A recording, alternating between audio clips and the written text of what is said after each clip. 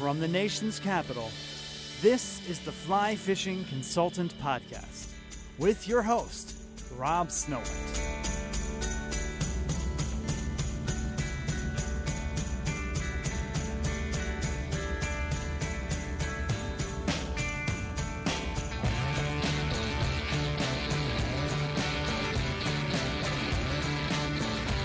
Thank you for downloading the Fly Fishing Consultant Podcast. My name is Rob Snowhite, and this is the 284th episode featuring Matt Smythe.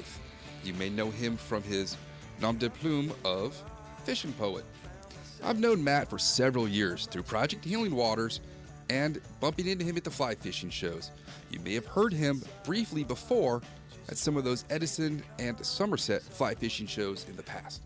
Well, this is an entire episode with just Matt as he describes Alaska and its importance to those that live there and those like him that visit. This episode is dedicated to Ryan Fitzpatrick. First, we're going to hear from TU Alaska's Kayla Roys, who's been on this show before. She's going to discuss the current status of the fate of the roadless rule in the Tongass. Then Matt tells us what makes Alaska so special. His description of a specific patch of wildflowers reminded me of the opening of the poem Auguries of Innocence by William Blake. To see a world in a grain of sand and heaven in a wildflower, hold infinity in the palm of your hand and eternity in an hour. I also want to remind you that recent podcast guests Luke and Dan are now on their second leg of their 50 Nifty Fish in 50 states. We'll check in with them next week. Let's go to Alaska now with Matt Smythe. Hey everyone, this is Kayla from Trout Unlimited's America's Salmon Forest campaign. I was born and raised in Juneau, Alaska, and I'm an avid fly angler, hunter, and outdoor enthusiast. Having spent most of my life outside, I learned how important it is to speak up for the things that you care so deeply about. And for me, the Tongass National Forest is one of those things. The Tongass National Forest is in southeast Alaska, and it's the largest national forest in the United States, at a whopping 17 million acres. And for me, the recreation opportunities are endless. If you're an angler throughout the year, you can search out the elusive steelhead in small creeks. You can swing flies for all 5 species of Pacific salmon. You can catch cutthroat trout, dolly varden, rainbow trout, grayling, brook trout, the list goes on. The Tongass is wild, and you can often wander the woods all day and never see another soul. The area is home to some of the healthiest fish and wildlife areas, in part due to the national roadless rule. So, what is the roadless rule? The roadless rule prohibits commercial logging and new logging roads on 58.5 million acres of inventoried roadless areas nationwide. Within the Tongass, many of the most important fish and wildlife areas, including the Tongass 77, are in inventoried roadless areas. And if you're wondering, the Tongass 77 are the most prolific salmon, trout, and wildlife areas and watersheds in the Tongass National Forest. And within these areas, Trout Unlimited has been working hard to conserve them due to their high fish production for the forest. So currently, the Forest Service recommended a full exemption to the roadless rule in the Tongass. Now, this would undo protections for 9.2 million acres of old-growth forests, and it could open up these wild areas of the forest to industrial-scale old-growth logging, which is really bad for fish and wildlife. Despite 96% of all public comments opposed to changing the roadless rule in Alaska, the repeal is moving forward. So if you value public lands, wild salmon, trout, healthy wildlife habitat, and recreation that sustains, you'll want to pay attention. The roadless rule in Alaska's national forest could be overturned in less than 30 days, putting places that myself as an angler, as a hunter, and as an outdoor recreationalist hold most dear. To learn more and to speak up for fish and wildlife, visit AmericanSalmonForest.org and visit the Take Action page. All right, so we've got Matt Smythe with us. How's it going, man? Fantastic. We're getting into fall, so my favorite time of year. So things are good. Yeah, I do have a hoodie and a little knit cap on at the moment. It's getting a little chilly down here.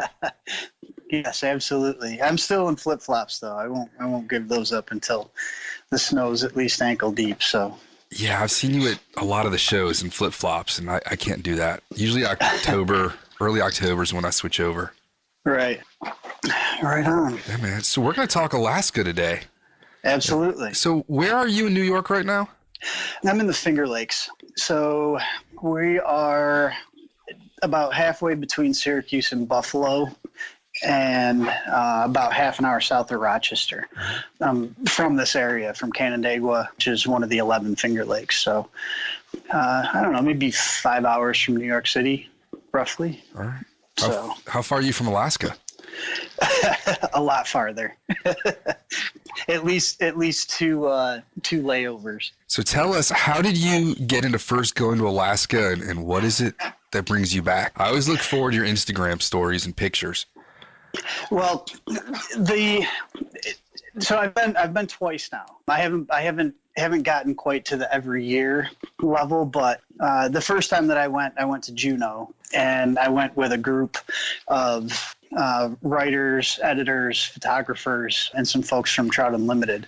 We were going up to spend some time in the Tongass. The Tongass National Forest is, I think I'm trying to remember, I think it's 77 million acres, that it's temperate rainforest. And it's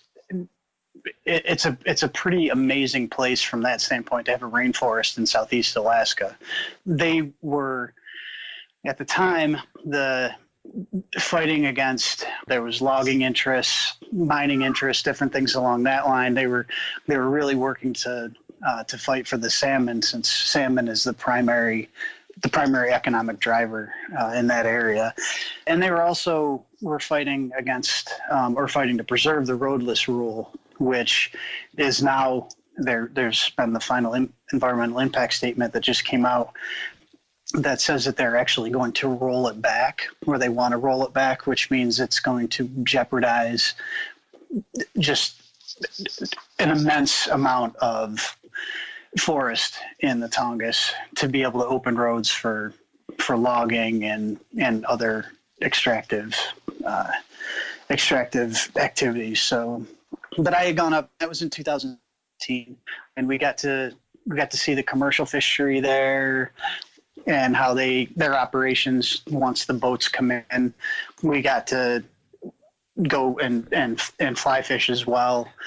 And the place, I'd said it when I'd gone up the first time, it's a place where if you step off the pavement, in any given place, you step off the pavement into the woods and you feel like you would turn around and you wouldn't know where the hell you were. It's so big. And that was what struck me the most is just the amount of wilderness that there is up there, and that still exists.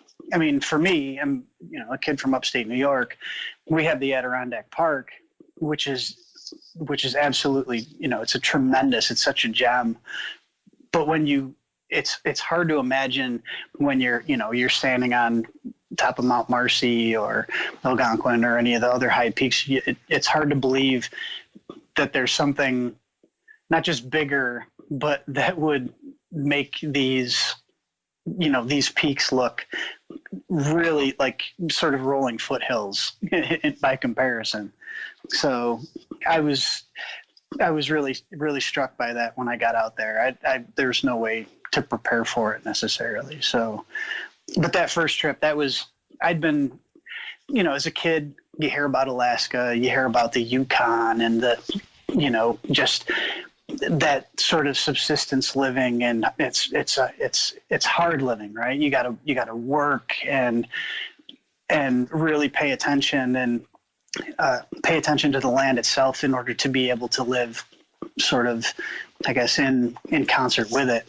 And it was always just fascinating to me. So being able to get up to Juneau was just it was a dream come true. Now flash forward to this year, and I decided to take the older of my two boys and to head up to Bristol Bay. There's a handful of reasons for wanting to go. I mean, obviously fishing is one big one, but I've been doing, for the last 3 years anyway, I've been actively working with a number of other organizations and people on trying to fight against Pebble Mine in Bristol Bay. I don't want to go too far into it because I'll talk about it a little bit, but I want to talk a little bit more about, Alaska itself. So we decided to go up. I wanted to see Bristol Bay before, God forbid, the ball bounces the wrong way. And now this immense mine is going to be dug in the headwaters of what is the largest sockeye salmon run in North America. I think even in one of the largest in the world. And I wanted to see the place that I've heard so much about, that I've been signing petitions and sending letters and organizing, massive industry fundraisers just to help the people that are fighting, on the front lines, to help keep them going, But then this was my son graduated high school, and I wanted to take him on a meaningful trip. He's known about Alaska his entire life because he's listened to me talk about Alaska and, places west. So for him, it was an opportunity for him to also see what, his dad has been rambling on about all these years. So that for me, it's Alaska's, it's a special place. It holds meaning because there's, I don't know, it sort of embodies the wilderness spirit that we kind of have at our core, those that are into the outdoors, whether it's hunting or fishing or hiking, wilderness is something that is, it's just so much bigger than ourselves. And to be able to step foot, onto the tundra where you're looking at mountains and the guide says, oh yeah, that's 45 miles away. And you're trying to get context with this because the mountains that's already Baltimore for me. The mountains look so gigantic, but they're 45 miles away. Same with Denali and all those. You struggle to grasp just how large the place is. And knowing that there's impending danger with Pebble Mine, did it almost feel like there was a rush to go see a dying relative to, get your last goodbye before it's too late? There was that element. And I'm sort of the eternal optimist that the fight, we'll win this fight, that there's no way that this can happen. So for me, it did have that sort of, I want to see it before it goes away, but I also wanted to see it because I felt like I needed to sort of restore, I guess, just the idea of what it is that I'm fighting for, to see it so that now I've got it I have it in, I can smell it, I can see it, I can touch it, I can be there. And now when I talk about it, now I'm talking about it from a firsthand perspective, and it's not nearly as firsthand as the folks that are from up there that they do make their living up there. The indigenous cultures and Native Alaskans, they're just, that if it goes away, their livelihood goes away. Just, it's gone. And there's not going to be jobs for all them. So it was part to get that perspective and to be able to see it firsthand, part to be able to see it before it goes away. And then it also from just from an outdoorsman standpoint, I wanted to be able to go and to see the abundance that is there from a wildlife and fish standpoint. To see those just thousands and thousands of sockeye in the rivers, to see the bear, to, you know, hopefully see moose or wolf or different things, and to be able to just be among all of that. You know, when we got back and I was posting some pictures and what have you, I posted one picture of one of the bears that we saw, and it was, you know, it was eating a sockeye, and my son calls me and he says, "Dad, we saw that. Like, we took that picture. We saw that. We were there." You know, and it's that sort of aha moment that, you know, we all know that, you know, brown bear exists and there's these rivers full of salmon and different things like that, but you don't really get to sort of put your hands around it, or to just even stand there and to just be in awe for however long you want to be in awe. It's a trip that I you know, I'll tell anybody that is thinking about it that you have to go and experience it. And it's not a difficult trip. There are ways that you can get as technical and backcountry and what have you as you want. But access to be able to get in and to fish, to be able to, you know, to see the tundra and to see the mountains and everything, it's very, very reasonable to get to. So You went up was it a small plane?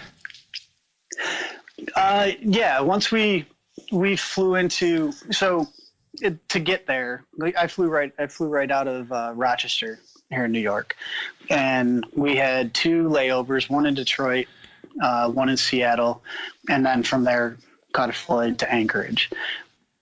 From Anchorage, you get on a smaller flight, and we flew to King Salmon, which is southwest, and that's on the Naknek River, which is that river flows into Bristol Bay, and it's just this beautiful big river that when we were there, all the silver salmon were starting to push in.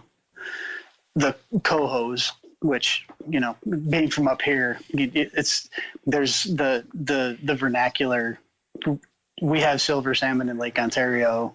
We call them coho primarily, and obviously they're just freshwater. But yeah, the silvers were pushing in. The sockeye were already up into the creeks and pushed way up in to spawn. The kings were pushed up in and all bright red, and we're getting ready to get up in their spawning areas. A lot of the rainbows, the wild these trophy giant rainbow, and some steelhead in some places, but the rainbow are starting to push in. They just gorge on eggs. And that's it. They're in there eating flesh. My goodness. They're eating eggs. And so when when we were fishing, we went to Brooks Camp one day, and that's the Fish and Wildlife Service has an actual camp there, and so people can go and stay, right? But you go through this whole bear orientation. So you could stay in these cabins, and they've got like a mess hall and different things like that. But then there's also day trips that just come in, and you have to store your food in a cache, and you have to eat within this sort of electrified area. If you see a bear, you have to make sure that you back off. You have to stay 50 yards away from them. There's all these different things that you have to bear in mind. And no pun intended. Right, yeah. How big is that bear? For someone that's never encountered a bear really in their life, how huge are they? Oh, man. So we saw a bear that ranged in size. Obviously, the younger ones they're not as big, but they're roughly, you get them around 400 pounds. Wow. We saw a pair of siblings that were wrestling in the river below us, and it was actually our guide. We fished with Frigate at Adventure Travel. It's Kate and Justin Crump are the owners of that. And we were out with Justin, and he says, you know, it's a rare sight because the brown bear are very solitary, so they tend to not be around other bear, and except for, say, moms and their cubs.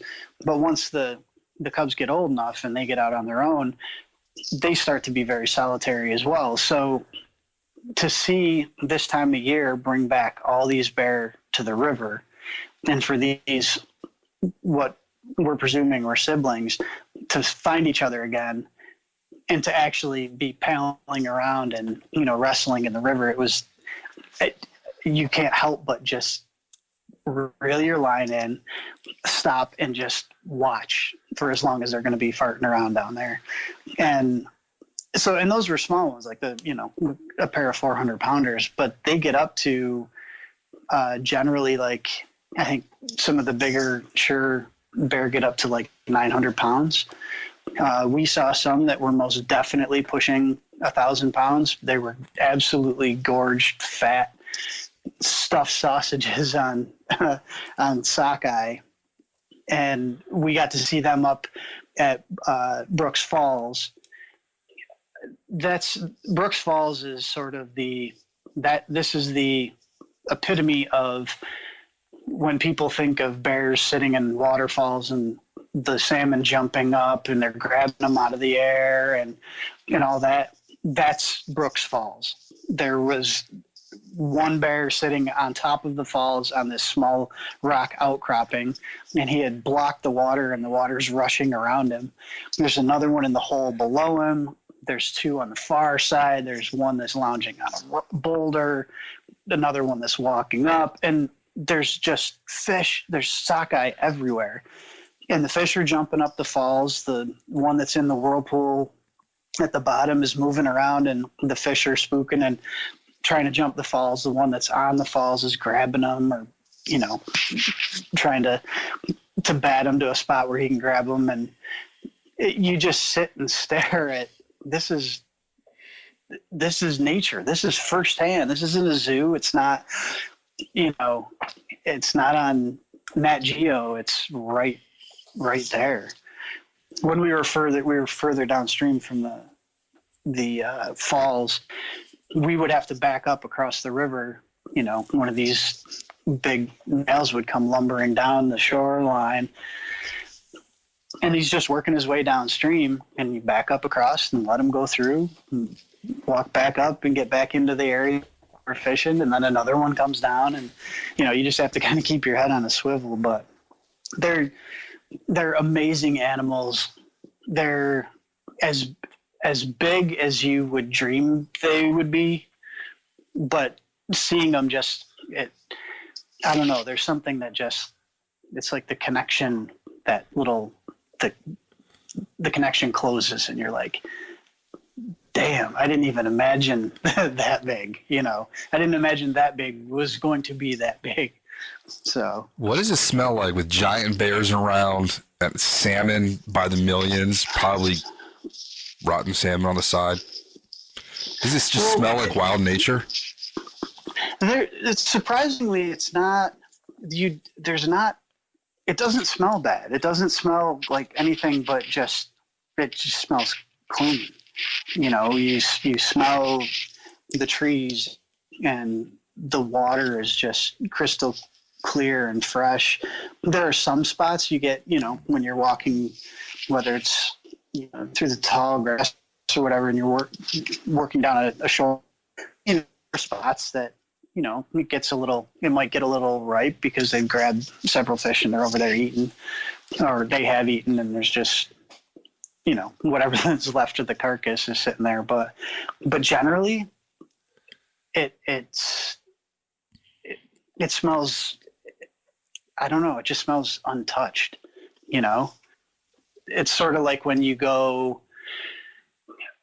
get far enough away from the city and you can actually see the stars because there's no light pollution, or if you get far enough away when you don't hear the sound of any sort of traffic or planes or anything like that, and there's just this fantastic silence that, like, we were out the first morning. We went up the river and we're fishing for pike on the lake. We had just gotten there, settled in, shut off the engine. We're getting the rods situated. And my son Cam was standing on the bow, and he said, "It's so quiet, it almost feels disrespectful to talk." It's like that. It's almost a spiritual quiet. You know? That's profound. And then likewise, you look at the sky. He says, "I can't believe how big the sky is." Even he says, back home you look up and okay, there's the sky. You've got trees and everything else. It really doesn't matter where you are. You could be out in the country. Still, you look up and the sky's just right there. Well, in Alaska, he says, you look up and then you got to look left. You got to look further. And same with Reif. He says, you just keep looking and there's just more and more and more sky. And that, to me, to see him, this 17-year-old kid, I've been lucky enough to be out, in Montana and Colorado, and I've seen mountains, and I've seen, big, when the landscape gets big. But this was his first time seeing it, and I had to stop and put myself back in his shoes to remember, like, how awe-inspiring it was when I saw the Sawtooth Range in Idaho for the first time, as the sun was coming up on, there's these moments that I had to remember and had to put myself back into, to not so much to relate, but to celebrate it with him, to have that feeling in my gut and that sort of awakening that he was feeling. And that's a special thing. And it's something that, I hope that I don't ever sort of take for granted. And I know that he won't either. He's just of that mind that these experiences are, this is the world, It's something that I didn't necessarily have growing up. It was always available, but my family didn't really travel, so I didn't realize how big and amazing the world was until I got older and started, in the military and what have you. But he's always heard stories, and now he's got some of the experience that I have. Now he has it for himself. And I think it just, it's going to open floodgates. Maybe there'll be a third generation one day. All three of you go. That'd be all right. Yeah. I'd just be happy to get my daughter and my other son up there too. Our youngest, he's a sophomore in high school. He's going to have 2 years without any siblings at the house, and he's going to get to travel plenty. So he got to sit this one out. Yeah. Were you able to see the whole salmon forest sort of come to fruition? The bears eating. They said there's a smell up in the grass where all the nutrients from the salmon are brought out into the woods, and then the wood contributes to the salmon, and then it's just a giant cycle. That's absolutely what it is. You feel as though you're witnessing this amazing cycle. It's all happening. It's just all happening around you. I mean, being in upstate New York, in Western New York, we have the Lake Ontario tributaries where the salmon push in from Lake Ontario, and then the browns and steelhead and what have you. And there's carcasses everywhere. There are animals that feed on them, and they do go back into the soil. They're, nutrients in the water and what have you. But when you look at just the sheer numbers and how big the place is, it's to scale, right? Like what I see back home, there's scale that up by, 1,000 times. You have that much land and you have that many more animals, and the size of the animals, because they have so much room and so much that they can feed on. I mean, in Katmai National Park alone, when the salmon are running and they're pushed up, there are 43,000 brown bear that come back to Katmai Park to gorge themselves on millions of salmon before, the hard winter. And that so it gives you an idea of how much the fish feed the folks, all the people that live there. They feed the animals. They feed, again, right down to, like you said, it's the grasses and the trees, and it's all absolutely connected. And it's at a scale that you really did, it's hard to wrap your head around the scale of how interwoven everything is.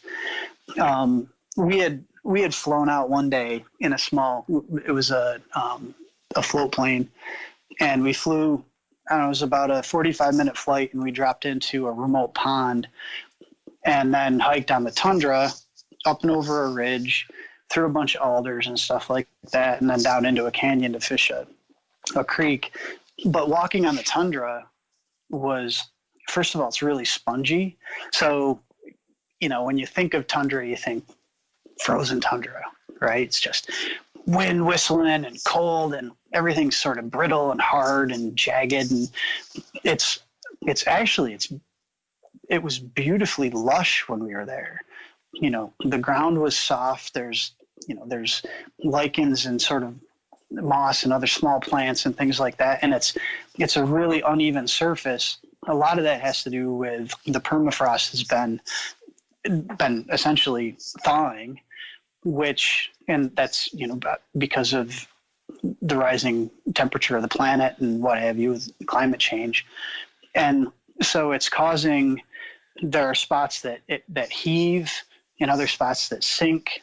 So the ground, it's very uneven terrain, when you're walking through, but it's amazing to see, the old boulders and the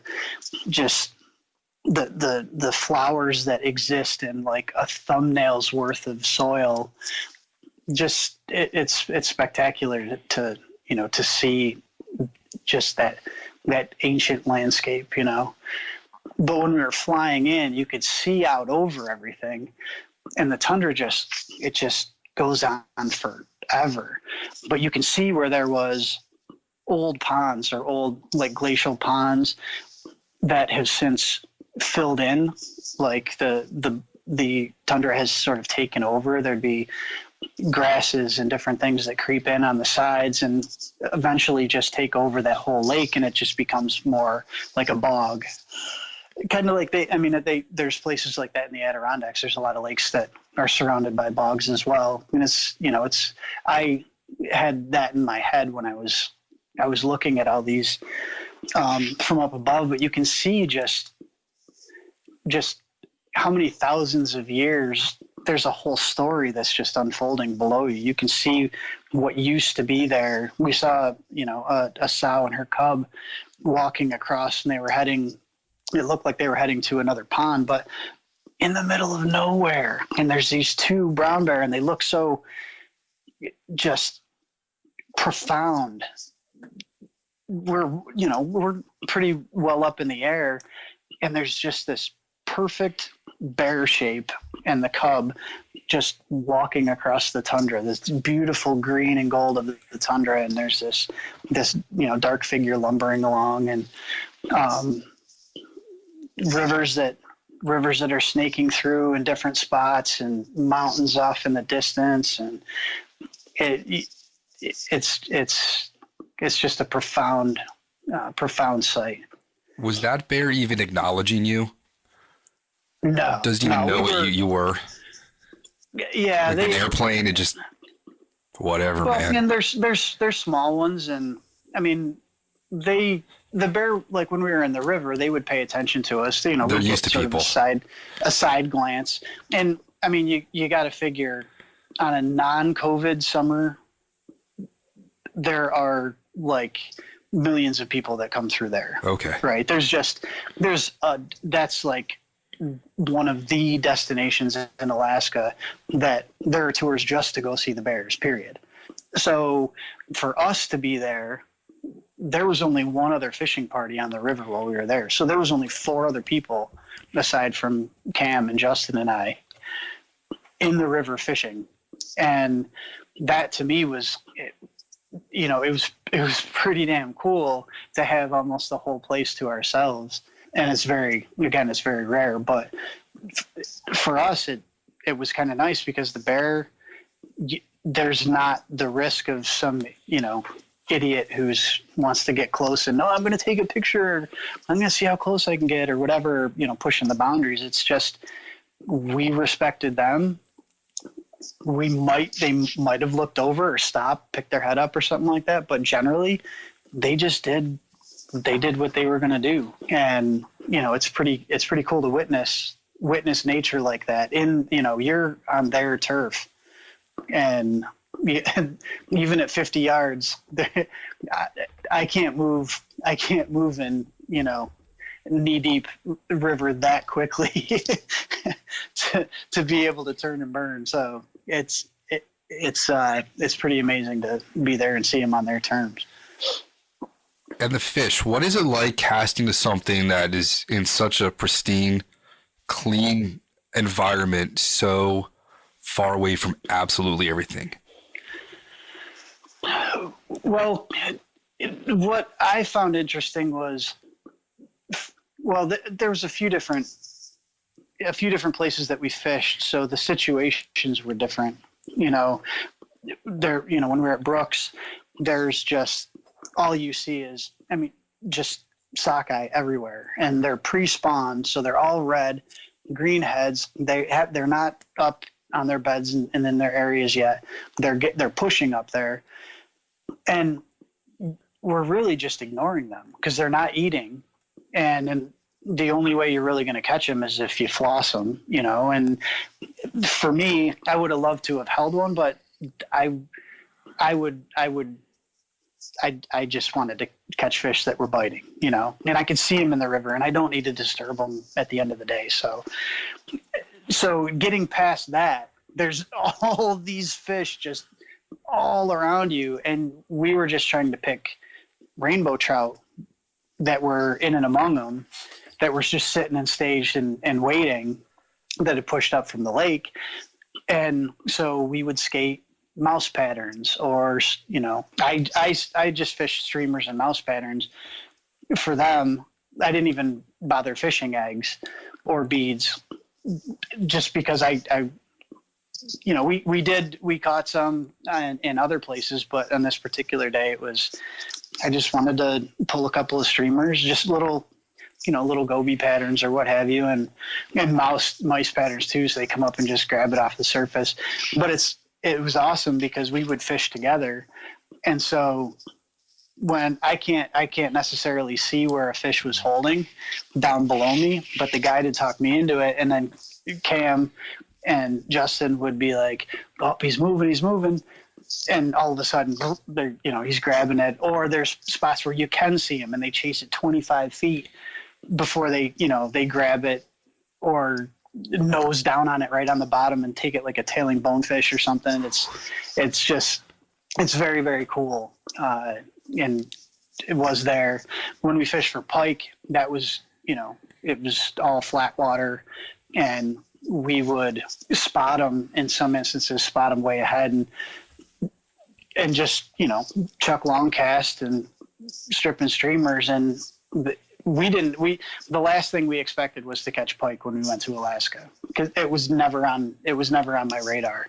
It was, we're going to go up, we're going to be able to see sockeye and all this, and maybe some Dolly Varden and grayling and so on and so forth. And so to catch pike, that was like, check the bonus box, How big were these pike? He got, like there were some 40. There were some big ones. There were some really big torpedoes. The ones that we caught were all probably around 30 inches. Yikes. Thereabouts. Really, really pretty fish. As aggressive as you expect pike to be. Obviously the big difference is just, when you're looking up from the water, the landscape around you is a lot different than where we find pike back east. So the diversity with, going after them to begin with was really nice. And then we got into some pink salmon just in the main river. We saw a lot of really big kings. I mean, like big, like 40-pound, bright red, just gigantic fish they're just holding, waiting to, push up further to get to their spawning area. When we flew out, we fished for Dolly Varden, which when I had gone to Juneau before, we only caught Dolly Varden they might have been 10 inches at best. And they were just gorgeous fish. It reminded me a lot of brook trout, just, the dark sides and bright colors, and the white on the pectoral fins and things like that. But we fished for them, and I got a couple that they're about 20 inches, 22 inches, just beautiful, big, these amazing looking fish, and they fight like a son of a gun. And so we caught a bunch of those. We caught some rainbows in that river too. But then, this story is going to be the story that I tell for the rest of my days. We had fished the river down to where we were going to take out, or actually climb out and then hike back up over the ridge and go back to the pond where the plane was going to get us. But we were about 40 minutes early. And Kate, she says, hey, let's just fish down around the bend a little bit. And then we weren't going to go that far. Well, I get down around the bend and I notice this. It's fast water, but it's really glassy. And there's grayling rising and grabbing. There's probably 8 of them or more working in this one hole and grabbing flies off the surface. So we rigged up one dry fly rod and then we played baseball.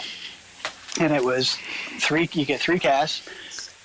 If you don't get a fish or you don't get a rise, then you hand the rod off to the next. So I didn't get a fish on the first run. I gave it to Cam. Cam casted. Boom, catches one right off the bat. One rise. So you can see him from wherever. You can watch him come up and snatch it. So he gets one on his turn. And it was just high fives, outstanding, all this. You get a couple of pictures real quick and put them back. And I'd never seen grayling before. And they're just, you can almost mistake them for sort of a bland looking fish. If you look at them just in general, they're just kind of gray. They do have that great dorsal fin, but when you really take a look at them, they almost have there's a turquoise that's in and amongst their scales and stuff that when in certain light, it just lights right up. It's beautiful. So Cam catches one. I get one on the next one. And Cam's like, man, 2 out of the same hole. That's pretty cool. I bet you we don't get 3 though. And I give the rod to him. Doesn't he catch another one? He's like, there's no way we're going to get 4. Don't I get another one? We caught 8 grayling between the two of us. We went 4 and 4. We caught 8 grayling out of that hole and wound up running out of time and had to leave to go catch our plane. How many innings did you get through? Oh, geez. Well, we got through, let me see. So it's 8, 9. I think we got through 9 innings. Right. Yep. And everyone had to fish the same rod with the same fly? Yeah. We had one break off. So it was actually three different flies, and they got progressively smaller. So the last one was just this really small, like midge with an orange post on the top, and you could barely see it. So it was just like, I know it dropped in that area roughly, and you're waiting for something to come up. But yeah, we fished and caught grayling on dry flies until it was time to go. And to be able to do that with Cam was really special, because he's learned how to fish up in New York, fishing for bass or fishing, the tributaries for, drifting beads or different things like that. And there's not a whole lot of casting involved with a lot of our tributary fishing. It's roll casting, right? You don't get necessarily, you're not lifting, aerializing the whole line and making these traditional fly casts. So to have a dry fly rod rigged in his hand and he's making these casts, and there's a good wind that's on the river, and he's just doing his own thing, and he's making casts however he can and catching fish. It was so awesome to be able to just go back and forth with him and to finish in a tie. I would have been gracious. If he did catch one more, I would say he caught one more, but we tied. That's going to be something that, we'll talk about for a long time. So, Did you find that the mouth on them was pretty funny looking? Made it difficult to catch? Yeah, it was interesting that they actually rise and they eat off the surface, because their mouth is not completely inferior, but definitely more so than like rainbow or anything else. So to get them, when they come up, they're very aggressive. They come up and it's always a splashy take. We weren't seeing any that were coming up and sipping anything off the surface. So, and they set the hook on themselves, which is as dry fly fishing should go, right? You drift it, they take it and they turn, and that's when they set it. Instead of having to really do much with your rod, you just keep that nice constant tension and they turn into it. And was pretty much what it was, along with a whole lot of line maintaining your mending your line and all that good stuff, and trying to play the fade on the wind. But which of the fish did you choose to bring home? Oh, the last morning, Cam decided to sleep in, and I went out for a few hours with one of the guides, and we went specifically after silvers. I caught 4 that morning, and decided I kept 3, and we got them all filleted and vacuum sealed, frozen, and then I bought a backpack specifically to carry the fish with me on the plane, and all frozen, and got them home. So, how does Alaskan salmon compare to mud sharks from the Salmon River? There is no comparison.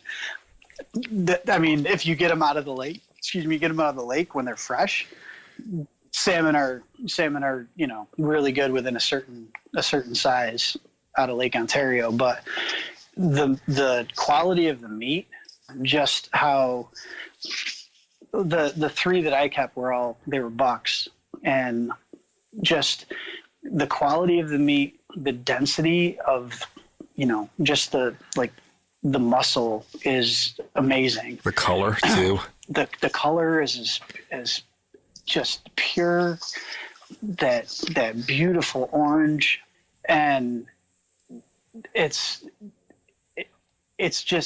very, very, very, very tender. And yeah, I don't know, you when you look at it, we see it in the grocery store and stuff, and you kind of you see orange, and they say, oh, it's fresh salmon, most of it farmed. Yeah, when I worked at the FDA years ago, the Center for Food Safety and Applied Nutrition, I read a lot of documents about what those pellets do to mice when you feed it to them. To test them, it kills them. The pellets that make the salmon turn colors is not good on rodents. Yeah. Yeah, I don't tend to try to ingest too much of that either. It can't be too good for humans in any big quantity either. But everything about the meat is just fantastic, and it tastes delicious as well. It was really good. We had a hell of a salmon bake after I got back. Do you have an Alaska hangover when you returned? Oh, for sure. When we were there in August, and they did see nightfall, but it doesn't come till 11:30, 11:45 before it gets really dark. Earlier in the summer, obviously, when the sun never dips below the horizon, it drops, but it stays above the tree line. there is some things to get used to, when you get done with dinner and you still have there's a lot of daylight left and it's 9 o'clock and, you're like, all right, I just need to close the curtains and go to bed, because if I don't pay attention and I just stay up till it's dark thinking, oh, that's my cue. Yeah, I'm going to be whooped tomorrow. But getting back after being in such a big place, there is a hangover. There is re-entry is a bit tough. The nice part is having a lot of pictures that we took, and being able to look back through them and tell stories and all that good stuff. But yeah, it was tough to get back in the saddle with work. Does it make you just feel small and question sort of your position on the planet, seen 45 miles away, unimpeded, and then come back and you're like, man, there's traffic and garbage and people. Yeah, well, I've always known that, I've said eventually I'd love to live out west and what have you, and we'll see what happens. But I also it does help me pay attention more to what is still undisturbed and what's still sort of pristine around here, and it helps me, that perspective. It just helps me value where I am and where I'm from that much more, because we do have a lot of just beautiful places back up around here, and it makes me just want to pay attention more and want to be a better advocate, and I will always be an advocate for the environment. It doesn't matter where in the country it is, but to be able to experience some of the issues, like, with Pebble Mine or with the Boundary Waters up, the mine that they're proposing to put in up there, these places they're no less special than any of our own in our own backyard, and I think we have to sort of look at it with that perspective. We do have access to these amazing places like Alaska and out Montana and Wyoming and so on and so forth. But we've got amazing places right in our backyard, and we couldn't imagine something happening like, say, Pebble Mine in the Finger Lakes region, right? It just would not fly. So why does it fly? Just because it's remote? We have to make sure that we do take a stand to protect places like that, because those are some of the last big places that big wild places that we have, but that is somebody else's backyard. And I'd like to think that if something was going to happen, in the Finger Lakes that was drawing national attention, even larger global attention, even that people from Alaska or from California or Arizona or wherever, they would take notice and they would want to, help fight and preserve these beautiful glacially formed lakes that are the Finger Lakes. I think that's our responsibility as people who enjoy the outdoors, is to be good stewards and to be good stewards with others as well, and to stand up and be counted in your own backyard and in other people's. Any suggestions on how people can do that? Can they go through AFTA? We most certainly, we work primarily with partners, right? So we do work with Trout Unlimited. We work with Bristol Bay Defense Fund, Backcountry Hunters and Anglers, Theodore Roosevelt Conservation Partnership. There's a lot of organizations that we work with that are doing fantastic work, rallying a lot of troops. Because of the fact that we are a trade organization, a lot of our focus is on how do we get our members that is manufacturers, fly shops, retailers, guides, outfitters, lodges, media folks. How do we get them? They're already active primarily, and they're big stewards of the land because they need to. That's their livelihood, right? It's if we don't have clean water, if we don't have public access, if the land and habitat goes away, if the oceans get too acidic, or the migratory patterns of fish change so much that we're suddenly fishing for tropical species off of Long Island, we are the ones that are on the front line and working to keep our livelihoods intact. We try to help them by bringing as much firsthand information to them to be able to relay to their customers, right? Whether it's a fly shop and they're bringing attention about Bristol Bay because they've got a couple of guys that fish, or that guide up in Alaska during the summer, and then they're back down in, Colorado or Oregon or wherever for steelhead or for trout in the alternating season. We try to empower them and help make sure that the industry awareness is strong so that is further passed down to the customers and the people like BHA that they're reaching, and Trout Unlimited and others. So our focus is really on the industry. But if Trout Unlimited has got, absolutely, you can go to their website. They've got a lot of resources and ways that you can get involved, whether it's through social media or it's sending letters, petitions, different things like that. They're a great place to get involved. BHA is as well. United Tribes for Bristol Bay, they're a great organization that most definitely needs a lot of support. They are essentially the association that represents all of the indigenous tribes in the Bristol Bay region. And they're a fantastic source for information as far as Bristol Bay is concerned, and for also getting involved. But just in general, there are a lot of places that you can get involved, even right in your backyard, and it could be something as simple as anytime you go out and fish, make sure you carry out some sort of trash, whatever you find. It's the little things like that. It's leaving a smaller footprint than you made walking in, or than somebody else made walking in. That's just it's just an ethic that we need to make sure our kids understand, and we need to adopt more and more ourselves, is just that responsible use.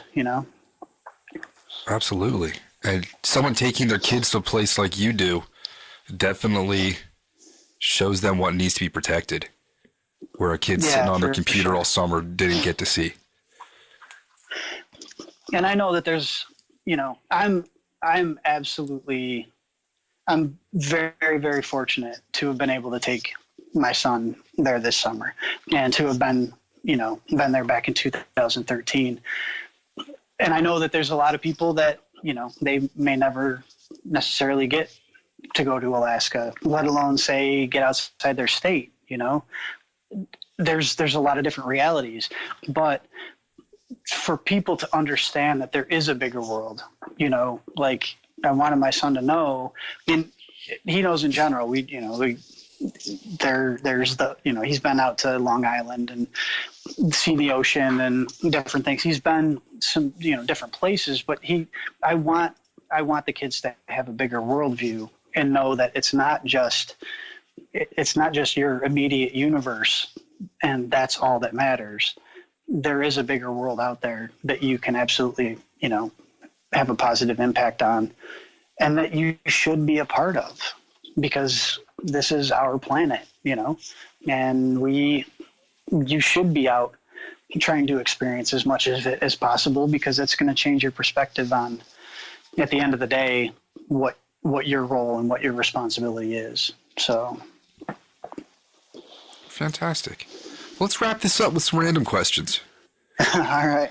If you had a superhero's power to make you a better angler, which power would you choose? Oh, to make me a better angler. Oh, I'd want to fly. Yeah. Yep, I'd want to fly because that would allow me to get to more places that are harder to get to. Yes. When you're eating a hot dog, do you put ketchup or mustard on it? Ketchup. Really? Okay. Yep. Favorite place to ski, and what's some of your bucket list destinations? Let's see. Locally, we've got a mountain, Bristol Mountain. I like skiing there. Considering we're, in upstate New York, we don't have a ton of ski places available. So I like our little home mountain quite a bit. I think I'd like to get out to British Columbia and get out that way to ski. Try to do some backcountry. I'm a long way from being, I guess, prepared enough to ski backcountry that big, but I would absolutely love to. I telemark, so it's sort of like fly fishing to conventional, to recreational fishing, sort of like bow hunting with hunting in general. I just try to, I don't know, I like making more turns heading down the mountain, making more of the mountain. So, do you have any irrational phobias? Oh man, I don't know if I don't think it's not vertigo. I don't think, but it's like I have a phobia about standing near edges, like anything that's over like 10 or 12 feet. I just get like, if I get too close to an edge, like I just feel pulled off. Like I'm just going to fall and I can't stop myself. Crikey. That made that was a fantastic one when I visited the Grand Canyon, let me tell you. What about the little bush plane and you're looking out? Oh, that I'm fine with. Were you just glued to the windows flying in? Yeah, pretty much. That's Even awesome. on the commercial flights, it was like that. So Yeah, I hate flying into an awesome place in the dark. yeah, that's the worst. Yeah. Is there anything in the world of fishing or fly fishing you consider blasphemous? Geez, I guess I would say just being I don't know, like not having common courtesy for those around you, Yeah, like terrible etiquette, the ability or not having the ability to actually communicate with someone, to be able to fish with them or near them somehow that is equally, mutually beneficial. Where can you find the best sandwich in the Finger Lakes area? I'm going to have to say Casa Italiana on Parish Street in Canandaigua. What are you going to get when you go there? Chicken parm, meatball? I get smoked turkey, lettuce, mayo, cheddar cheese, their Italian dressing, and banana peppers. Very nice. On a sub roll. Have you ever had an encounter with a ghost? Oh yeah. That I probably could fill another podcast episode. Wow. What the strangest thing you found while fishing? Strangest thing I found. You know what? I'm not sure, aside from trash. I did find a pretty cool old like straw hat. It was half buried in the mud. I grabbed that, cleaned it off, and fished with that for a bunch of years. Solid find. Yeah. Any listeners, if you're missing a straw hat from the mud, you know where to find Matt. And what's the best concert you ever been to? I'd say it would have to be 20th birthday when I was stationed over in Germany.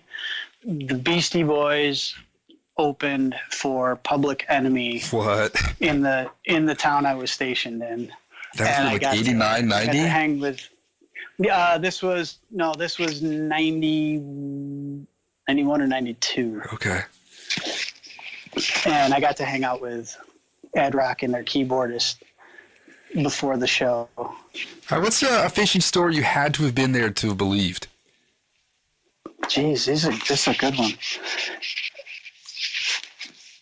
I guess probably. I think that probably that grayling story. I'm kind of spacing on other. Yeah, I'm spacing on other possibilities. I'd say that eight grayling out of the same hole on dry flies. That's pretty damn cool. All right, what do you got planned for this fall? You doing trick or treating? No, my kids they're all above and beyond that in age now, and I don't know what COVID is going to do in our neighborhoods anyway. But I am going to be getting ready for the Browns and Steelhead to be pushing into the tributaries, and I'm going to get back in the woods for whitetail season as well for archery. Cool. All right, Matt. Well, thanks for taking time out of this evening on an early fall night. I appreciate you having me on. Yeah, I'm glad we got to learn a little bit more about Alaska. It's on my list. Right on. All right, man. Thank you so much. You bet. Thank you for joining us for the Fly Fishing Consultant Podcast. For more information or to contact Rob, please go to www.robsnowhite.com.